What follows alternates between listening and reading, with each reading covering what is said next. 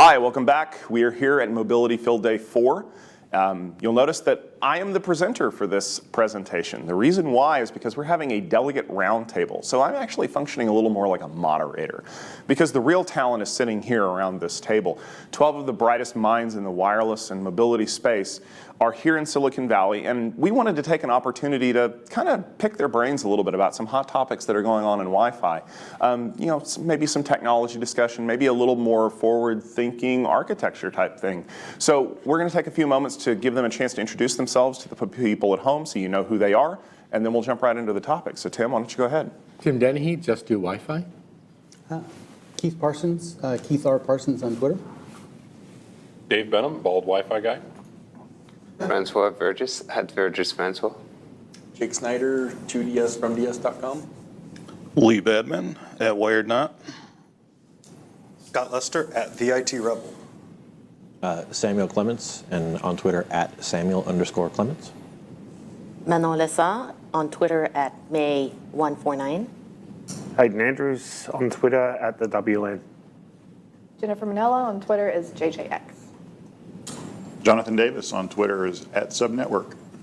Awesome. Thank you folks for joining us today. I really appreciate it. I kind of teased a little bit at the end of the last session.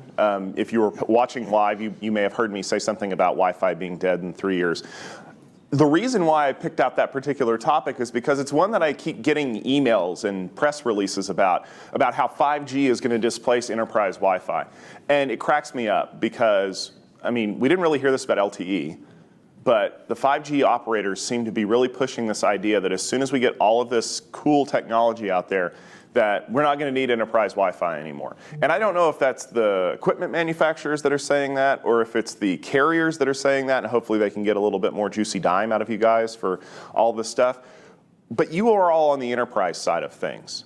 So I want to open the floor up, and I want to ask that question. Do you see 5G killing enterprise Wi-Fi? You know, I'd actually like to take that first. Go for it. I think that a lot of the noise that we're getting from the 5G is going to kill Wi-Fi is coming from the 5G providers.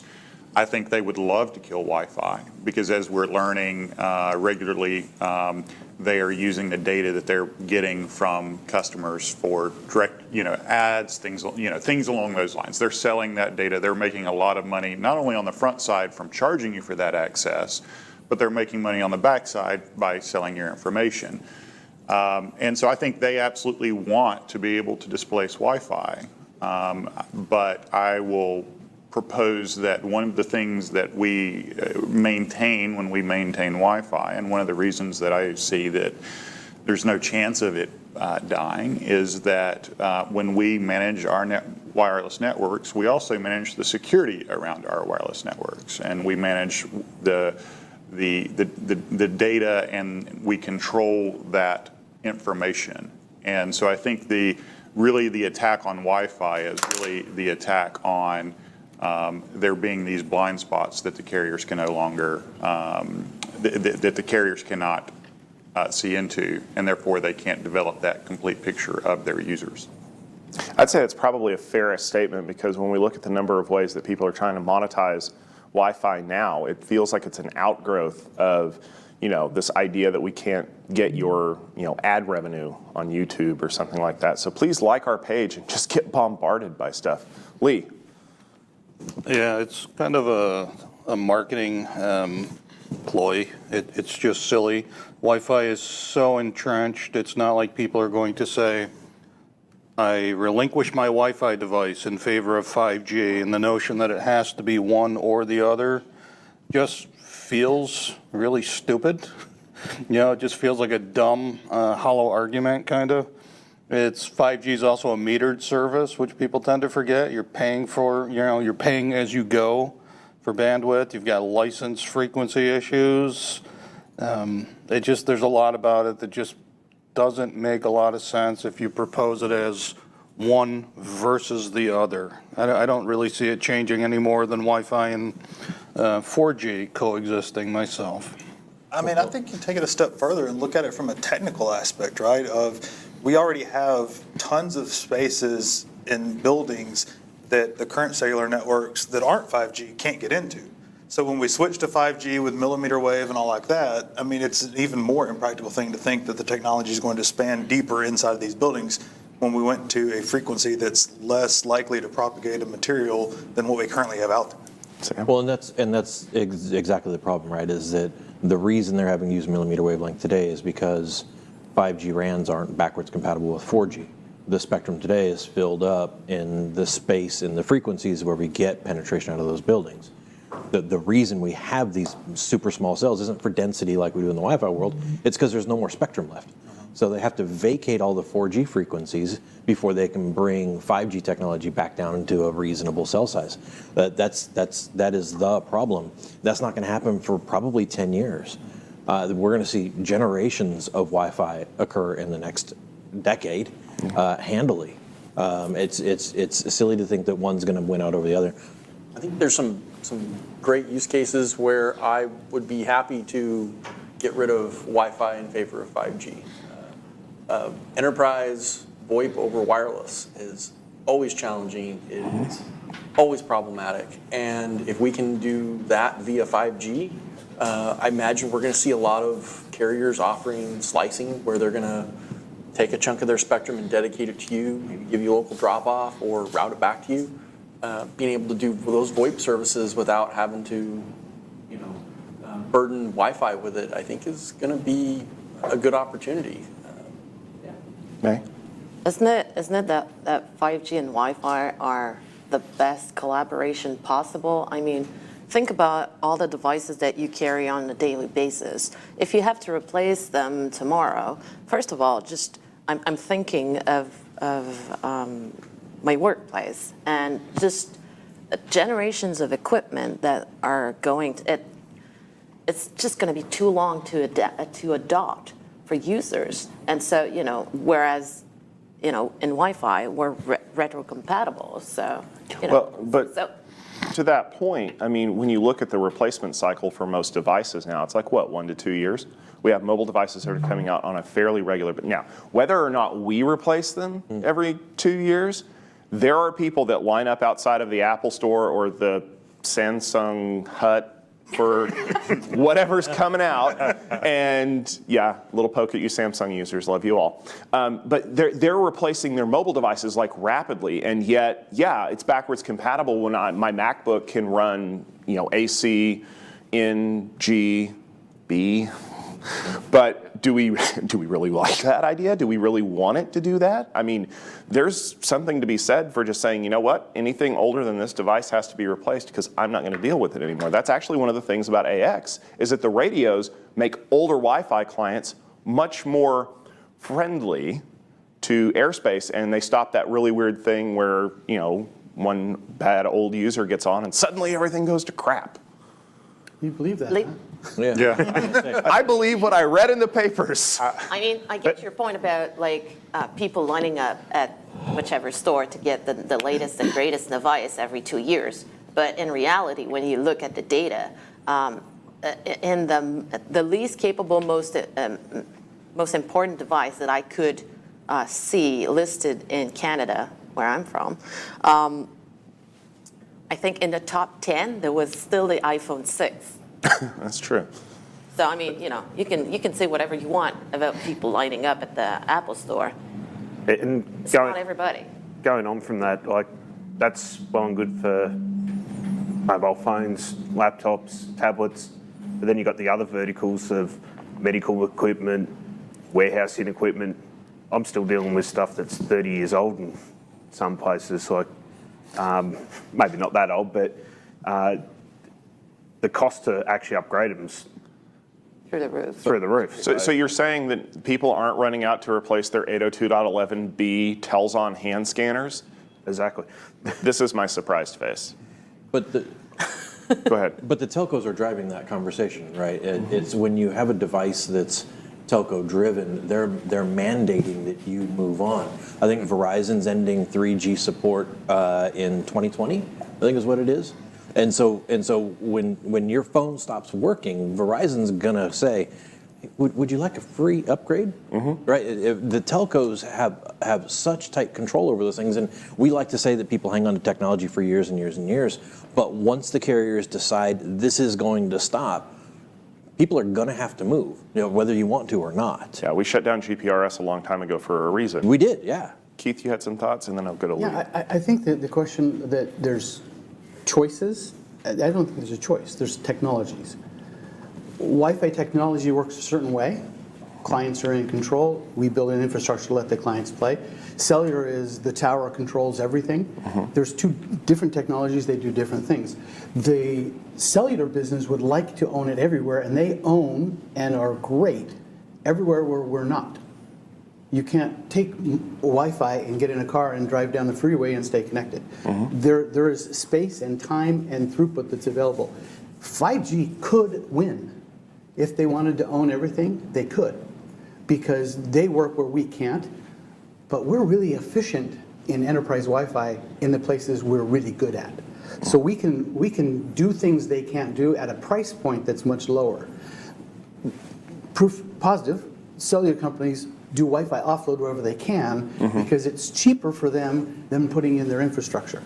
So there's no chance that we're going to have one or the other, but the tease for the cellular company is they could pull it off, but they can't because they have a business model that requires everyone to pay. So the only way that they could win is to bottom everything out and make it so cheap that they basically run you guys out of business. Even though you're more efficient, they're cheaper. But they can't because the chipsets are nearly free. The devices already have Wi-Fi in them. People are already used to it in the home, and they're not going to give. I live kind of far away from a cell tower, and for them to light up our neighborhood, they'd have to put on an entire other cell tower, whereas everyone has Wi-Fi in their house already. Yeah. Lee? Yeah, I chuckle a little bit about the conversations about specs. When you look at the specs of 5G versus the specs of Wi-Fi, Wi-Fi is already at the place that 5G is promising.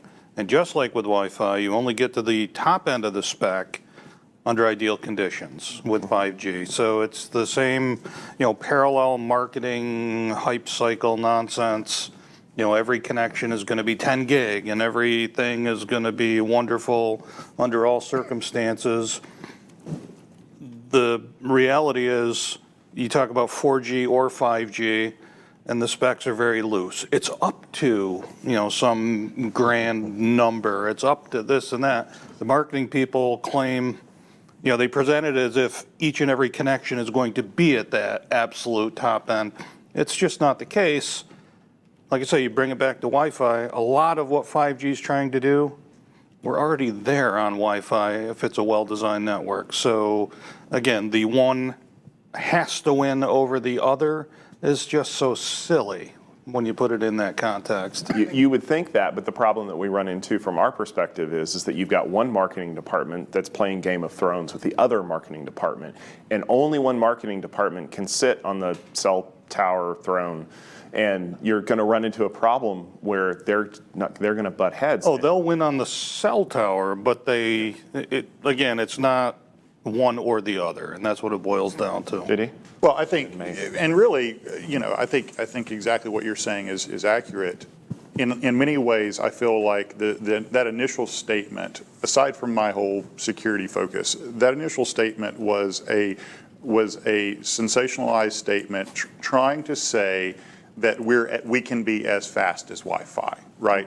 It's like saying Wi-Fi 6 is a switch. It's a sensationalized statement to get people talking, and that's exactly what we're doing with it. And Lee's absolutely right, saying that you can be as fast as Wi-Fi with 5G is accurate, assuming all the perfect factors in play. But the reality is very different. And Keith is right.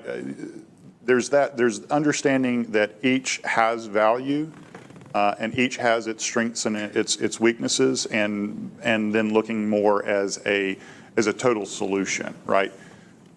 You're right from the marketing perspective of this whole battle that's going back and forth, because there's this idea that if we take Wi-Fi dollars, right, we get more dollars. But the reality is, in my situation, what I've seen in public safety networks and what I've seen in manufacturing networks that I've been part of, when they come in and they can't deliver perfectly because it's a really tough RF environment, that's when suddenly they're like, oh, yeah, no, we really probably don't want this, and you guys should really consider Wi-Fi. Okay. Exactly, and they're not addressing. I mean, 5G is not really addressing the same needs as you said, Keith, as the Wi-Fi. And not only that, but from and I'm thinking of an EDU perspective because I still support and do like troubleshooting tickets and whatnot. And I'm thinking, whenever I've called a provider of mobile services, I never got the level of support locally that I think I should expect. Jen? So, what is it really doing for the user? Okay, it's unifying the experience to say that 5G is going to take over it all, but what is the user experience going to be? And not just their experience in terms of speed, but in terms of support, and in terms of proximity services, and in terms of security. On top of the security things and the issues with some of the privacy and the rules we have around watching our data, I think kind of the two big things with 5G is the first is there's so many unknowns at this point. And there's the things that we do know, there's a lot of gotchas in them. The way that they're going to have to deploy the density of the towers to get that type of throughput, kind of what Lee was saying is, there's a lot of restriction around them playing in that space and being successful at it. And then you layer that with the things that we don't know. And we can predict some of those things reading the standard, but things that you don't know the use cases. If you look at a lot of the technical writing around the use cases for it now, they're basically saying, well, we don't really know how people are going to use this, but they'll help us figure that out. So that's not really a good indicator of fixing or meeting a need, right? They're answering a question as been asked. So there's one component of it. I think the other piece of that is that if you look kind of to Keith's comments around the cellular versus the wireless LAN technologies, there have been fundamentally different. And yet what we've seen is the recent dabbling of one into the other. We've seen wireless LAN vendors that took a little bit of how cellular does stuff to try to give, not the client control of what they're doing, right, and mimic that. Similarly, if you look at some of the language in 5G, we're starting to see some of the language that we use in our world. And so I see this as one of those times where we're kind of, the technologies could be converging a little bit, and I don't think that they will merge, but I think the convergence and a model of interdependence or codependence is something that we could end up with between 5G and then the wireless technologies we have now. That's fair. Tim? Just take healthcare, for example. RTLS, that's how we location, assets. I don't see that happening. And regulation alone would kill that. Protected health information, you don't want that going over the cell network. That's all VLAN, it's all security, it's all, you have patient badges that people talk to, all that. So, yeah, I think that Jen and JD have a lot to talk about with regards to security. And I know this too, because anytime anybody tries to tell me about how awesome their new cloud solution is, I always ask them if they have an on-premises version. And if they say no, then I know they're lying to me, because financial and healthcare can never leave the boundaries of the building. I don't care how awesome your cloud is. So that's one of the things, you're right, that we absolutely have to be aware of is, does this kind of transformational thing happen not from a location perspective, as Keith was saying, where they're good versus where we're good? Does it now transform into something that's more where we have to have a boundary versus where they, where we can't have that data leaking out into the wild? Absolutely. Sam? Well, so I think JJ was probably the closest that I've heard up to this point, and not necessarily that the two technologies are going to converge, but is there an answer that's somewhere in the middle, right? And today the answer that is somewhere in the middle is CBRS. Which is, how do I take the things I like out of 5G or out of the license frequency technologies and then temper them into something that I can access as a consumer, lightly licensed, or that doesn't come with the telco burden. So I'm really, really intrigued to see what the CBRS future holds, especially if we live forward in 3 years and then look back and say, oh gosh, remember when we were all worried about 5G versus Wi-Fi 6, and now we got CBRS to deal with, right? Actually, if you look at the 5G framework, Wi-Fi is tucked inside the 5G framework. So it's not either or. 5G is saying, oh, we'll gladly have you included because 5G can't do the things we do and what they do. They want to be the framework that holds it, but the people pushing it are the cell carriers. Yeah. But they can't do indoors without us. Okay. I think it's unfortunate that it was marketed as such a competitor. I mean, we got this Thunderdome situation, like you mentioned, that we could be happy together.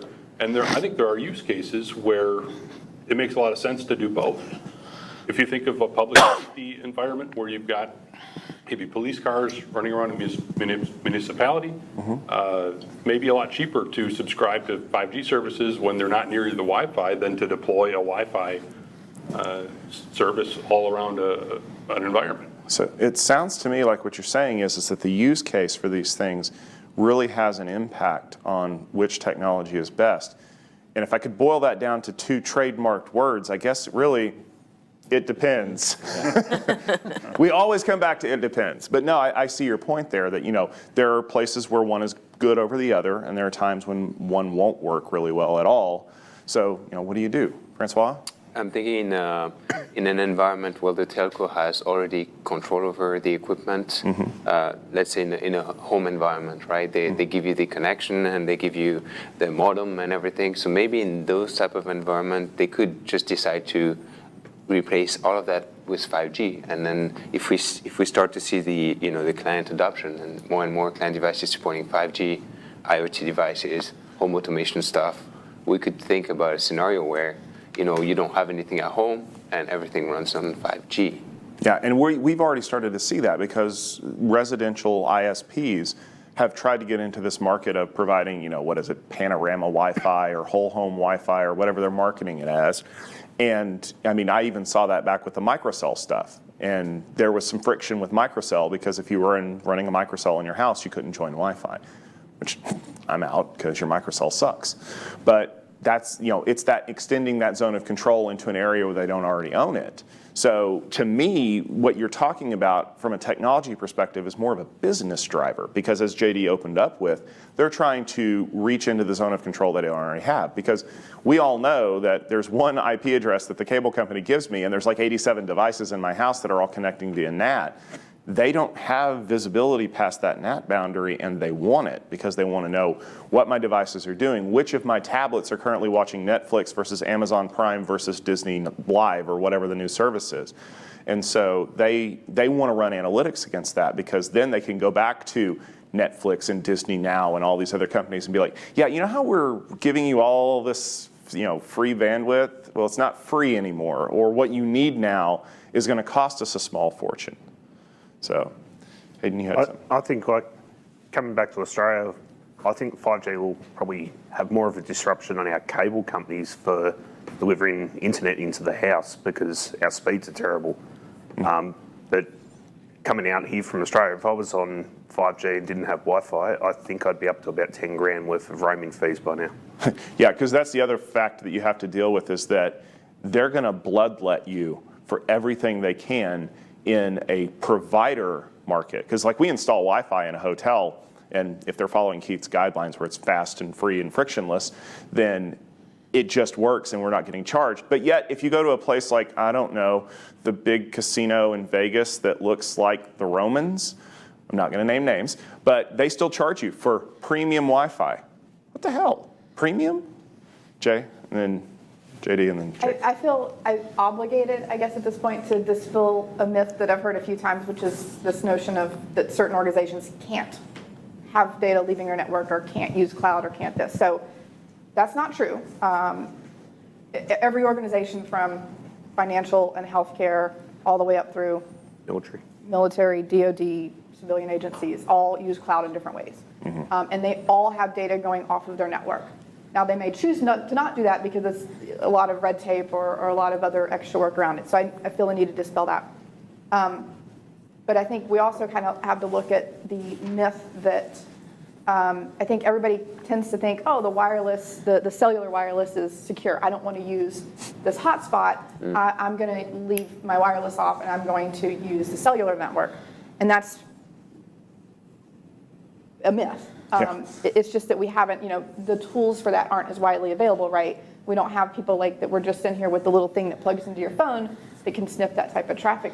But those things do exist and people do have them. And so I think if we are going to start talking about how we're leveraging these technologies together, we also have to start about how do we secure them, because that's going to be completely different if we are starting to use these cellular networks for things that we would traditionally secure with our wireless LAN. You brought a security discussion to a Wi-Fi roundtable. You are a spoiler. It's the same discussion we've been having for years, though, right? Because when 4G came out, it was going to take over Wi-Fi, and now 5G is going to take over Wi-Fi. If cellular could truly compete with Wi-Fi, we wouldn't be facing the constant congestion problems that we have with cellular networks today. Nor would the cellular companies be pushing Wi-Fi offload. Correct. Right. Yeah, that's a great point. They push Wi-Fi offload in one hand and sell you a MiFi in the other. Sure. Anything to help ARPU.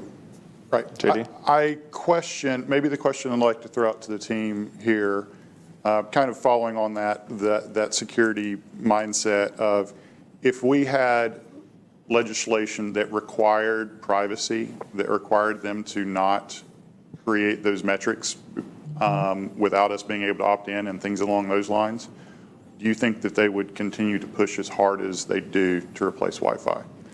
I want to come back to that in just a second as soon as Jake has a... So it's a follow the money thing. And carriers are out to get your money. They're out to get everybody's money. And they're in business. And I think one of my challenges with the cellular versus Wi-Fi discussion is that today 5G is controlled by carriers who are out to extract as much revenue from you as possible. And to me, that is not consumer friendly. And I think the idea of Wi-Fi is that it's very consumer friendly. It puts you squarely in control of how you want to connect to the network, how you want to use your data, what you want to control, what you want to let go. And that is the part that I find it's the, who is looking out for my best interest? Is it the carriers? Is it the people who are making Wi-Fi equipment? No, but I think their interests are more tightly aligned with me as a consumer rather than the guy who wants to sell you a new phone every 2 years. They want you to pay $100 a month for this and then charge you when you go over for data. Which is why I have stock in AT&T, right? Because as a stockholder, I want them to make me money. You might as well get a little bit back That's compared right. to what you have That's to pay right. them. Absolutely. So how many of you guys, just to hit on that privacy piece real quick, I know you've heard of this. How many of you guys have heard of CCPA? It's the California Consumer Privacy Act or Protection Act? It's California's at it again. Yeah, basically California created GDPR for the state. So I can't say that we're in California now, and it's going to cause an inception loop. Yep, yeah, exactly. I was at DEF CON last week, and we were talking to that, and there was a guy standing on stage, and he's like, has anybody in here heard of CCPA? And nobody held their hand up. He goes, oh, you guys are going to have a bad year. Starting January 1, 2020, you can call a company and request all of the data that they have on you, and you can ask them to erase it, and you don't have to be their customer. So if you've ever blundered through an access point at an airport that collected your MAC address and some incidental data, if they have a headquarters in California or a branch office, you can come in here and request it and have them delete it. I'm going to do that just for fun. There's a lot of people that are thinking about they don't want to do it to have their data deleted. They want to know what people have on them. Right. So do you think that this mentality that JD and Jake have been talking about, where the companies that are trying to sell us all of this hot new technology are trying to leverage it through monetization, do you think, knowing that thousands, if not hundreds of thousands of people that understand this new law can call them and be like, I want you to delete all the data that you have on me, would change that? Francois? I think if they want to, use 5G in the enterprise space, they're going to have to come with a different offer, or come up with a different offer where you have control on the data. Like the company purchasing the service will have control on the data, and it would kind of be like a private network for their company. That's what I would guess, because no enterprise is just going to say, I'm going to send you all my data and just, rely on the carrier to just, keep it for their own use. Well, but that's the importance of what's been happening so far is until very recently, there was no public record of what they were doing with that data, or that they were even collecting and using and selling that data, right? Yeah. So really, when you think about it over the last, I guess it's 18 months to 2 years, that's really when that's become public. And it affects enterprise users as well as, normal, personal users. It affects all of us. And going maybe a step further, taking it outside of carriers, but it's using carriers. There was actually a statement from the CEO of Ford Motor Company recently. Most new Ford vehicles have an LTE modem in them that you can use for data inside the vehicle, but they also use it for remote monitoring and all that. And they actually expect to make money on selling that data, from drivers who have purchased that vehicle, and they're still going to keep making money off of you for many years afterwards. TVs. Smart TVs are underwritten by the fact that they're collecting your viewing habit data and uploading it to companies. And they flat out admit it. If we have to stop doing this, the price of TVs is going to jump, because we are selling the data and we're taking that money to drive the costs down to make it a competitive market. So This could work, in the consumer world, but like in the enterprise world, I don't really, the company could be willing to pay more money to keep everything private, and they're probably going to have lawyers going over contracts and then seeing the fine prints. When you don't read all the fine prints as a consumer, but as an enterprise, you have people that, their job is to do those type of things. So I don't know. it's all fun and games till lawyers come out. Yeah, I'm going to counter that and say that if you look on the wired side, because you're kind of saying, well, for this to work on 5G or any cellular service, there's an expectation of I'm going to need some type of private network laid over that. Yeah. But if you look on the wired side, that's not necessarily the expectation unless somebody explicitly does that, right? That the carrier will tell you, well, your data is segmented and nobody should be able to get to it, but they can't actually prove to you that nobody can get to it unless you add that additional layer on to have, either with them or through your own, VPN or other service like that. And so I don't see that that's different over wireless. Agreed. I think the other thing is the ownership of the equipment and the control of outages, so to speak, or bad service. So if I've got bad Wi-Fi in the building as an enterprise, I can bring someone in, do it myself, fix that. If I've got bad carrier service, I'm probably on hold for 5 hours waiting for someone to actually answer the call, and then probably 10 years later I may get a new cell tower, and then I've got no control over how long their outages are. So I think that's a big one that enterprises wouldn't want. And that's actually more to the point of what Sam was talking about earlier with CBRS. If you take the carriers out of the loop and you become the carrier, you own that problem. That's one of the reasons why I didn't deploy Linux servers when I worked at Avar, is because I was the only guy in the building that knew how to work on Linux. And you can better believe that there are times when I want to call Microsoft and yell at somebody because I don't want to fix this thing. But you start dealing with the ownership problems that you have there, because how many times have we walked into a building and connected to the Wi-Fi because we dropped down to 4G, 3G, because we're in a shielded bunker or something like that? And they've been, I don't know for you guys, but I've been seeing more and more over the installation of Pico cells all over my campus, because it's a concrete jungle. And and going back to what you were saying and what I was saying earlier, it's still a question of support. How many times have I heard my provider telling me, oh, your cottage is in the country and you're not in the right place and we can't do anything for you. If I say that to my users today, it's not going to cut it. It's not just a question of support. How many times does your carrier flat out lie to you? And if you want proof of that, everybody take out your phone and tell me who has 5GE next to their carrier thing. I do. And we all know that this phone does not have a 5G modem in it. And they did the same thing when LTE came out, when the iPhones were 4G. Marketing will try to sell you whatever they can to make you feel good about it. And that's the problem we even run into in Wi-Fi, is we install new access points, well, everything's going to be faster, right? Not necessarily, because you still have all these problems with being able to connect to servers, and now all your stuff's in the cloud, and there's a really bad link between here and there. So people are addicted to the newness. And I think ultimately that's going to be one of the problems that we have, is it doesn't matter if it's 5G or LTE or Wi-Fi A, B, Q, purple, whatever we're going to call it. If it's not faster, and we can't prove it's faster, nobody's going to care.